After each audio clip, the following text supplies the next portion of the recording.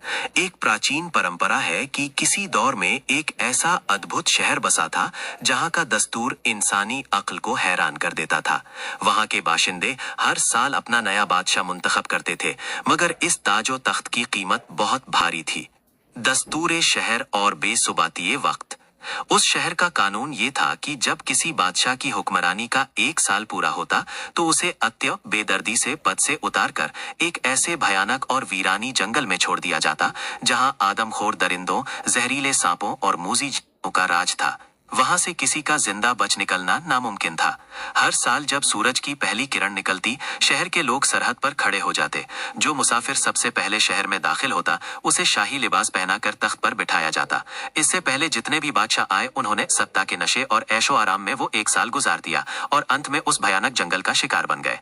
इत्तेफाक से एक बार सरहद पार करने वाला शख्स निहायत समझदार और दूर अंदेश निकला।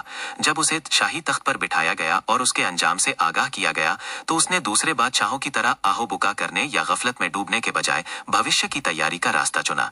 उस दानिशमंद बादशाह ने अपने इख्तियार के पहले ही दिन से उस भयानक जंगल की तरफ तवज्जो मरकूज कर दी। उसने अपने शासनकाल में वहां से सभी दरिंदों और खतरनाक जानवरों का सफाया करवाया, घने और खौफनाक जंगलों को कटवाकर वहां की जमीन को समतल किया, शहर से उस मकाम तक एक चौड़ी और खूबसूरत सड़क बनवाई, वहां शानदार महल, फलों के बाग और नहरें बनवा दी।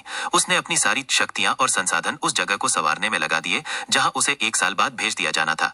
अंजाम जो आगाज बन गया।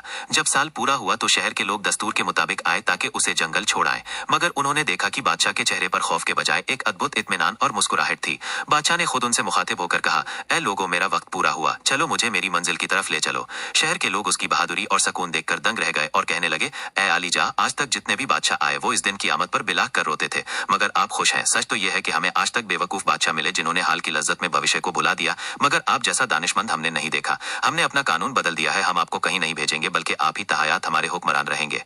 मेरे अजीज दोस्तों, ये बादशाह कोई और नहीं बल्कि हम और आप हैं। ये शहर दुनिया है और वो भयानक जंगल कब्र और आखिरत की मंजिल है। अल्लाह रब्बुल इज्जत ने हमें इस दुनिया में एक निर्धारित समय यानी 1 साल की तरह मुख्तसर जिंदगी के लिए बादशाह बनाकर भेजा है और हमें इख्तियार दिया है कि हम यहाँ के संसाधनों का कैसे इस्तेमाल करते हैं। नादान वो है जो इस दुनिया की रंगीनियों में खोकर अपनी अगली मंजिल को भूल जाए और अंत में खाली हाथ दरिंदों यानी आमाल के बोझ के हवाले कर दिया जाए। अक्लमंद वो है जो इस फानी दुनिया में रहते हुए अपनी मेहनत, इबादत और अच्छे कर्मों से अपनी आखिरत के महल तैयार कर ले, ताकि जब कूच का वक्त आए तो उसे पछतावा नहीं बल्कि अत्यंत इत्मीनान क़ल्ब नसीब हो। यकीनन असल घर वही है जिसे हमने अपने आमाल से आगे भेजा है।